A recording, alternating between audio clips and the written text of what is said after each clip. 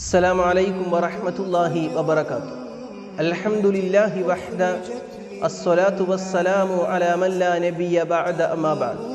പ്രിയപ്പെട്ട സഹോദരങ്ങളെ, സുഹൃത്തുക്കളെ, നമ്മുടെ നാട്ടിൽ ഖബർസ്ഥാനുകളിൽ പ്രത്യേകിച്ച് എടുത്തു പറയേണ്ട ഒരു കാര്യമാണ്, പല ഖബർസ്ഥാനുകളിലും മീസാൻ കല്ല്, ഒരു പാറക്കല്ല് പ്രത്യേകമായ ആകൃതിയിൽ കൊത്തിവെക്കുകയും അതിൻ്റെ മുകളിൽ മരണപ്പെട്ടുപോയ വ്യക്തി മരിച്ച വർഷം, പേര്, തറവാട്, മഹിമകൾ രേഖപ്പെടുത്തുകയും ചെയ്യാറുണ്ട്.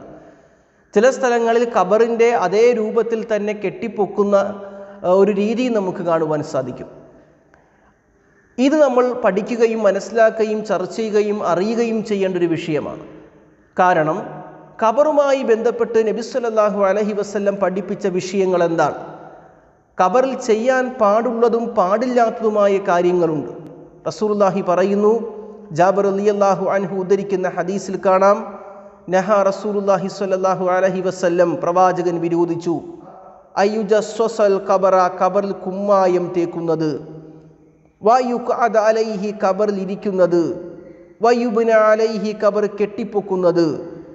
അതുപോലെ മറ്റൊരു റിപ്പോർട്ടിൽ കാണാം, വയുഖ്തബ അലൈഹി, ഖബറിൽ എഴുതുന്നത്.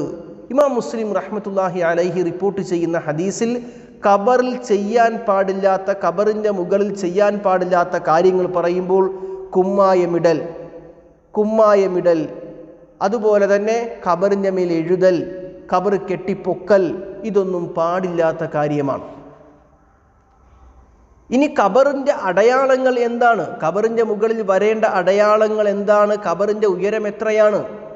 ഇതെല്ലാം ഹദീസിൽ വ്യക്തമാണ്.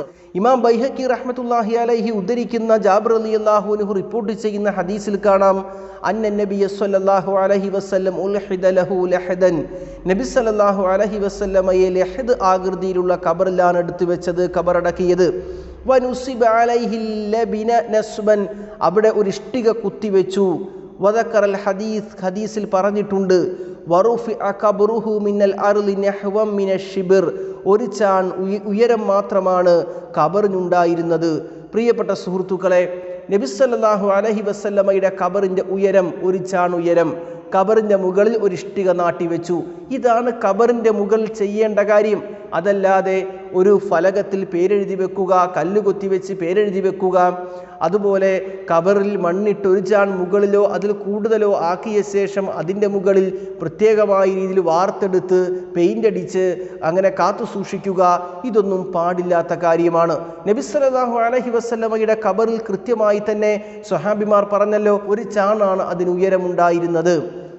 അതിൻ്റെ ഒരു ഭാഗത്തൊരു ഇഷ്ടിക നാട്ടിവെച്ചിട്ടുണ്ട്. ഇതാണ് ഖബറടക്കിയ ശേഷം ചെയ്യേണ്ട കാര്യമെന്ന് ഹദീസിൽ വളരെ വ്യക്തമായി നമുക്ക് കാണുവാൻ കഴിയും. മാത്രമല്ല, മഹത്തുക്കളുടെയും സ്വാലിഹീങ്ങളുടെയും ഖബറുകളെ വളരെ ആരാധനാ മനോഭാവത്തോടു കൂടി കാത്തു സൂക്ഷിക്കുകയും അതിൻ്റെ മുകളിൽ പട്ടുവിരിക്കുകയും ഖബർ കെട്ടി ഉയർത്തുകയും ചെയ്യുന്ന പല കാഴ്ചകളും കാണാൻ കഴിയും. ഇത് റസൂലുള്ളാഹി ശക്തമായി വിരോധിച്ചതാണ്, ആരുടേതാണെങ്കിലും. കാരണം പലപ്പോഴും നമ്മൾ വായിക്കാറുണ്ട്, സുലൈമാൻ നബിയുടെ ഖബർ, ദാവൂദ് നബിയുടെ ഖബർ, ആദൻ നബിയുടെ ഖബർ, ഇബ്രാഹിം നബിയുടെ ഖബർ, ആരുടെ ഖബറാണെങ്കിലും അത് റസൂലുള്ളാഹി സ്വല്ലല്ലാഹു അലൈഹി വസല്ലമയുടെ പേരിൽ പോലും വ്യാജ ഖബറുകളുടെ ചിത്രങ്ങൾ ഉണ്ടാക്കി പ്രചരിപ്പിക്കുന്ന കാഴ്ചകൾ നമുക്ക് കാണുവാൻ കഴിയും. ഇവിടെ മനസ്സിലാക്കേണ്ടത്, ആരുടെ ഖബറാണെങ്കിലും ആ ഖബറിൻ്റെ വിഷയത്തിൽ ഇസ്ലാമികമായൊരു നിലപാടുണ്ട്. അല്ലാഹുവിൻ്റെ റസൂൽ സ്വല്ലല്ലാഹു അലൈഹി വസല്ലം പറഞ്ഞ ഹദീസിൽ കാണാം, അലാ അറിയണം, വ ഇന്ന മൻ കാന ഖബലകും കാനു യത്തഖിദൂന ഖുബൂറ അംബിയാഇഹിം വസ്വാലിഹീഹിം മസാജിദ, നിങ്ങളുടെ മുൻഗാമികൾ അമ്പിയാക്കന്മാരുടെയും നല്ല മനുഷ്യരുടെയും ഖബറുകളെ സുജൂദിൻ്റെ കേന്ദ്രങ്ങളാക്കി.